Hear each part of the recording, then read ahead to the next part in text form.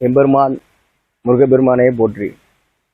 வருகின்ற ஜூன் 22 அன்று இந்து மதத்தினுடைய ஒரு எழுச்சியை தமிழக வரலாற்றிலே இதுவரை யாரும் கண்டிராத அளவிற்கு இந்த பிரபஞ்சம் ஓங்காரத்திலிருந்தான் தோன்றியது.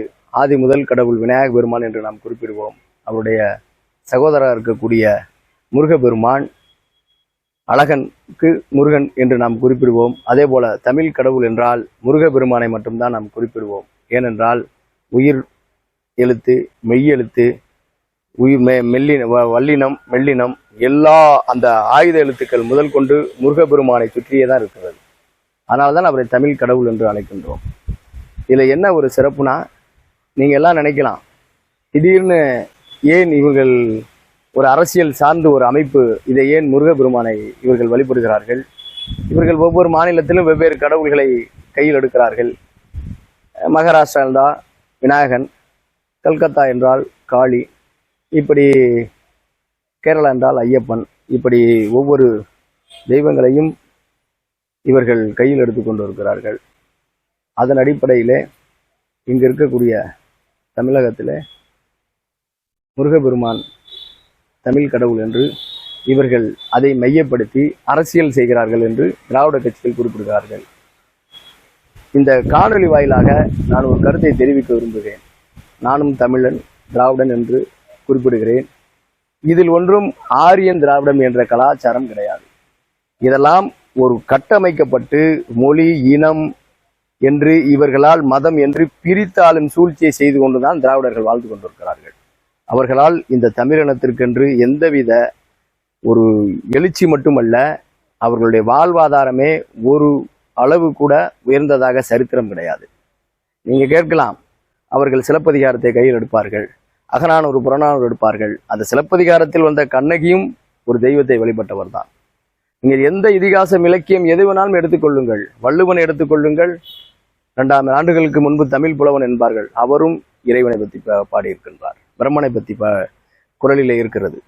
இப்படி எந்த ஆன்மீகத்தை தழுவி ஆன்மீகத்தில் இல்லாமல் எந்த மன்னரும் ஆட்சி செய்ததா வரலாறு கிடையாது. ஆனால் இந்த திராவிட கட்சிகளை என்ன சொல்லுவான் பார்த்திருக்கீங்கன்னா, ரொம்ப கேவலமா இருப்பானுங்க. இவனுங்களை மாதிரி ஒரு அரசியல் சூழ்ச்சி, இந்த பிரிவினை ஏற்படுத்தக்கூடிய தீய சக்தியான திராவிட கட்சிகள், அது குறிப்பாக திமுகவை சொல்லலாம், பச்சை அயோக்கியத்தனமா செயல்படுவான். என்னன்னு பாத்தீங்கன்னா, நோன்பு கஞ்சி குடிப்பான், ரம்ஜானுக்கு போவான், வாழ்த்து சொல்லுவான், கிறிஸ்தவ மதத்துக்கு போவான், அங்க போய் கிறிஸ்துமஸ்ல கலந்துப்பான், அங்க போய் கிறிஸ்துமஸ் வாழ்த்து சொல்லுவான். அது உன்னுடைய கொள்கை கோட்பாடு. நாங்கள் அதுல பிற மதத்துல தலையிட விரும்பல. ஆனால் இந்துக்கள் பண்டிகை விநாயகர் சதுர்த்தி, கிருஷ்ண ஜெயந்தியா இருக்கட்டும், வாழ்த்து சொல்ல மாட்டான். கேட்டா இது மத சார்புடையதுமா. என்ன ஒரு பித்தலாட்டம் பாருங்க. பிற மதத்தை தூக்கி பிடிச்சா மத சார்பின்மை, இந்து மதத்தை நான் வணங்குறேன்னு சொன்னாக்க நான் மதவெறி. எப்படி ஒரு தேசத்துல ஒரு பிரிவினை உருவாக்குறான் பாருங்க. இப்ப சமீபத்துல ஒரு பேரணி திருச்சியில, என்ன பேரணினா, எல்லாரும் பார்த்திருப்பீங்க அந்த பேரணிய, மதசார்பின்மை பேரணி, விடுதலை சிறுத்தைகள் நடத்துறான். அதுல என்ன சொல்றானா, திரும்ப பெரு வக்போர்டு சட்டத்தை திரும்ப பெறு. நான் கேட்கிறேன், மதசார்பின்மை பேரணி தானே, அதுல வக்போர்டு எப்படி வரும்? என்ன ஒரு அயோக்கியத்தனம் பாருங்க. அரசியலில் இவங்க எவ்வளவு நம்மளுடைய அறியாமையும் ஏழ்மையை பயன்படுத்தி 50 ஆண்டு காலம் இந்த ஆட்சியை சூழ்ச்சி செய்து அவங்க நடத்தினாங்க. மக்களால் ஒரு நாளும் திராவிட கட்சிகளால் தேர்ந்தெடுக்கப்படல. கூட்டணி பலம், இப்படி ஆள் பலம் என்று எல்லாம் சொல்லி நான் கேட்கிறேன். ஒரே ஒரு கேள்விதான், இந்து மதத்தின் சார்பாக மட்டுமல்ல, அனைத்து ஆன்மீக பேரவையின் சார்பாக ஒரே ஒரு கேள்வி. நீங்கள் தேர்தல் அறிக்கையை கொடுங்க. திமுக தேர்தல் அறிக்கை 2026 வெளியிடுங்கள். இந்துக்களுக்கு எதிரானவர்கள் நாங்கள், இந்துக்கள் ஓட்டு எங்களுக்கு தேவையில்லைன்னு ஒரு அறிக்கை கொடுங்க. தேர்தல் அறிக்கை கொடுங்க. குடிச்சிட்டு நீங்க எந்த மதத்துக்கு வேணாலும் போங்க, நீங்க எந்த சிறுபான்மை ஓட்ட வேணாலும் வாங்க, எவ்வளவு பெரிய நீங்க அரசியல் வேணாலும் பண்ணுங்க, உங்களுடைய பணபலத்தை காட்டுங்க, படைபலத்தை காட்டுங்க, உங்களுடைய வரம்பு மீறிய எல்லையா இருக்கே அராஜகம், அதை நீங்க கையில் எடுத்துக்கோங்க. இந்து மதத்தின் எழுச்சியை மட்டும் பாருங்க. வருங்காலத்துல இந்த திராவிட கட்சிகளை திரும்பி பார்க்குற அளவுக்கு இந்து மதம் மிகப்பெரிய எழுச்சியை பெறும். காரணம், நான்லாம் ஒரு ஆன்மீக சொற்பொழிவாளரா பல்வேறு தளத்துக்கு போயிருக்கேன். திருவானைக்காவில் தாண்டி திருச்சியில் இருக்க புண்ணிய ஸ்தலம் பூரா சொற்பொழிவு பண்ணியிருக்கேன். ஏன்? இந்த இறை வழிபாட்டால் தான் நான் கட்டமைக்கப்பட்டு இன்றைக்கு ஒரு நல்ல மனிதராக, மனிதநேயம் உள்ளவராக, மனிதாபமனம் உள்ளவராக வாழக்கூடிய நிலையில் ஆன்மீகம் தான் எனக்கு கற்றுத்தந்தது. பக்தி என்பது தனி சொத்து, தொண்டு என்பது பொது சொத்து. பட்டிமன்றத்தை நாங்கள் வாதம் பண்ணோம். ஆனால் பக்தியை விட தொண்டு செய்ய வேண்டும். அந்த பக்தி எப்படி உருவாகிறது என்றால், தொண்டு செய்கிற மனம் ஒருவனுக்கு உருவாகிறது என்றால் அவன் பக்தி மார்க்கத்தின் மூலமாக தான் தொண்டு செய்ய முடியும். வள்ளலார் எடுத்துக்கோங்க. வள்ளலார் வாடிய பயிரை கண்ட போதெல்லாம் வாடினேன்னு சொன்னாரு. அவர் என்ன பண்ணாரு? இறை வழிபாட்டை அவர் நிராகரிச்சாரா? சுவாமி விவேகானந்தர் எடுத்துக்கோங்க. 100 இளைஞர்கள் தார்கள் இந்த தேசத்தை மாற்றி காட்டுறேன்னு சொன்னாரு. அவர் இறை வழிபாட்டை நிராகரிச்சாரா? எவ்வளவு பெரிய மகான்கள், யோகிகள், சித்தர்கள், ரிஷிகள் வாழ்ந்த இந்த பூமி இது ஆன்மீக பூமி. இது இது இது இது வந்து எப்படி சொன்னா, அடியவர்கள் வாழ்ந்த பூமி. இது ஆண்டாள் பிறந்த மண், இது ஆழ்வார்கள் பிறந்த மண். பெரியார் மண்ணுங்கிறான், அண்ணா மண்ணுன்றான். அவர்களிடம் இந்த நாடு என்ன யாருமே வாழ முடியாம போயிருப்போமா? எப்படி இவங்கெல்லாம் அரசியல் பண்றாங்க அப்படின்னா, யார் மண்ணும் இது கிடையாது. கேட்டா பெரியாரால தான் படிச்ச, பெரியாரால தான் நீ வந்து இன்னைக்கு கல்வி அறிவு பெற்ற, பெரியாரால தான் நீ இந்த இடத்துக்கு வந்த, நீ இந்த ஆடை உன்னாலதான் உடுத்த முடியுது, உன்னாலதான் நடக்க முடியுது, பெண்களுக்கு சம உரிமை எதுவுமே கிடையாதுங்க. இவங்க செஞ்சதெல்லாம் லஞ்சம், ஊழல், கொலை, கொள்ளை, கற்பழிப்பை சமூக நீரட்டத்தோடு கலந்து விட்டது திராவிட இயக்கம். அதை மறுக்க முடியாது. அந்த பேஸ் தான் இன்னமும் ஓடிக்கிட்டு இருக்கு. பெண்களுக்கு சம உரிமை கொடுத்தோம், இன்னைக்கு ஏதாவது அதை ஏத்துக்கிறாங்களா? எல்லாமே நீங்க அரசியல் ரீதியாவே பாருங்க. ஒரு மாற்றம் உருவாகிட முடியுமா? முடியவே முடியாது. அவங்களுக்கு படிச்சா அவங்கவுங்க முன்னேறிடுவாங்க. கல்வி அறிவு ஒவ்வொரு காலகட்டத்திலையும் மாற்றம் வரும். நீங்க ஒரு விஷயத்தை மட்டும் கையில் எடுத்துக்கோங்க.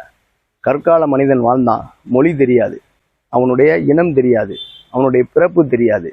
அவனுக்கு வந்து எப்படி கல்வி கற்றுக்கொண்டான்?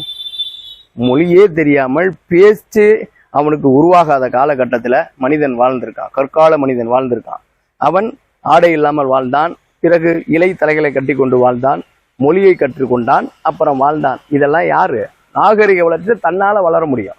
கேட்டா இவர் பெரியாரால தான் வளர்ந்தோம், அண்ணா வளர்ந்தோம், அதெல்லாம் ஏத்துக்கவே முடியாது. இதெல்லாம் பச்சை அயோக்கியத்தனம். வாட்ஸ்அப், ஃபேஸ்புக், யூடியூப், ட்விட்டர் இல்லாம யாருமே இல்லை. இதெல்லாம் இவங்க பெரியார் கற்றுக் கொடுத்தாரா? காலப்போக்கில் மாறும். பெண்கள் அன்னைக்கு அடுப்பூதும் பெண்களுக்கு படிப்பு எதற்குன்னு கேட்டதை பாரதியார் உடை தெரிந்தாரு. அது போல ஒரு புரட்சியாளர் வருவார், யாரும் வருவாங்க. யாரும் இல்லைனாலும் தன்னெழுச்சியா ஒரு மாற்றம் உருவாகும். காலத்தின் சுழற்சி காரணமாக அவனுடைய நிலையிலிருந்து மாறி வேற கட்டத்துக்கு போவான்.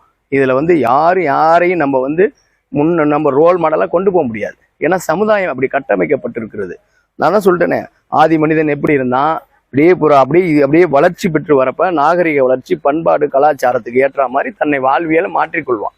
10-20 வருஷத்துக்கு முன்னாடி யார்ட்டையும் செல்போன் கிடையாது. இன்னைக்கு செல்போன் இல்லாம யாரும் இருக்க முடியல. இதெல்லாம் பெரியார் கற்றுக் கொடுத்தாரா?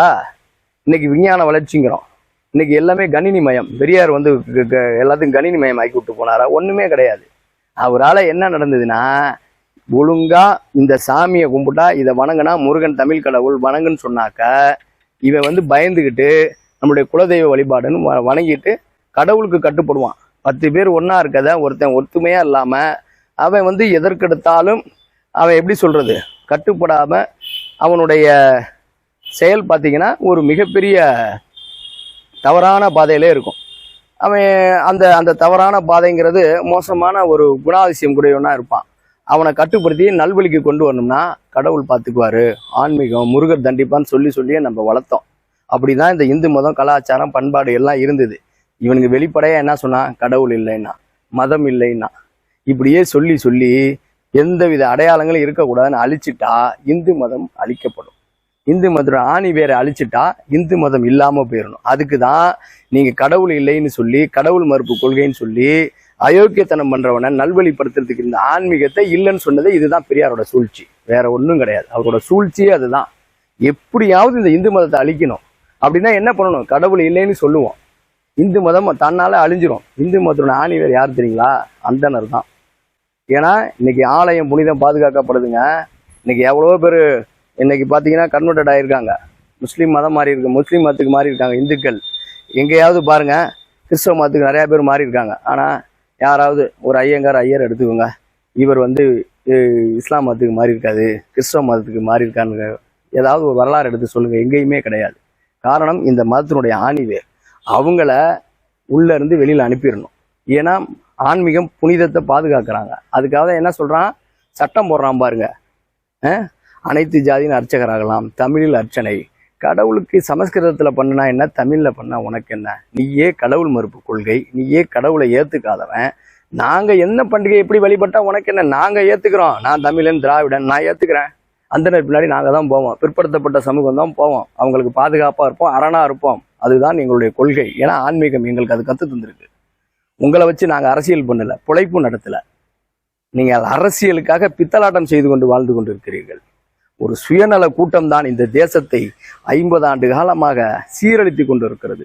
அதற்காக தான் இந்த 6 படை வீடாக இருக்கக்கூடிய அங்க எம்பெருமான் முருகப்பெருமானுக்காக அந்த மிகப்பெரிய ஜூன் 22 நடைபெறக்கூடிய அந்த பேரணியில நீங்க RSS, பிஜேபி, விஸ்வ இந்து பரிஷத், இந்து மகாசபா, இந்து மக்கள் கட்சி, பஜ்ரங் தள், இப்படி எந்த இந்துக்கள் அமைப்பையும் இவர்கள் தான் அழைக்கிறார்கள் என்று அவர்கள் அரசியல் சாயம் பூச நினைக்கிறார்கள். அப்படி இல்லாம தன் எழுச்சிக்காக இந்துக்கள் அனைவரும் போவோம்.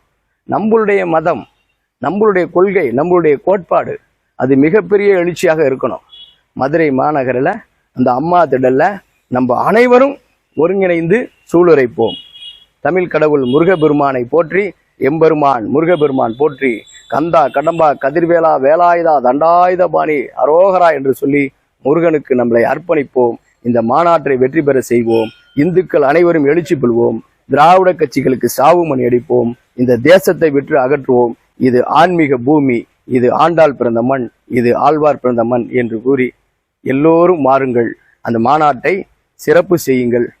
ஆன்மீகத்தை அடுத்த கட்டத்திற்கு நாமாவே முன்வந்து செய்வோம். தன்னெழுச்சியாகவே இந்த முருகப்பெருமானுடைய அந்த மாநாட்டை ஜூன் 22 வெற்றி பெற செய்வேன் என்ற நம்பிக்கையோடு நான் நிறைவு செய்கிறேன் என்ற கருத்தை. நன்றி, வணக்கம்.